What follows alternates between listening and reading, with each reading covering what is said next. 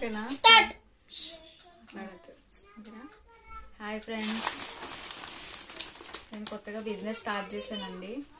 Support చేయండి. నాకు dresses తీసుకొచ్చాను రీజనబుల్ ప్రైస్లో. చూడండి ఒకసారి.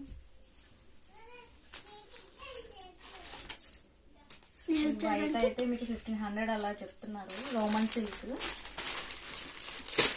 ఇది ప్యాంట్, ఇది టాప్. చూడండి వర్క్ ఒకసారి.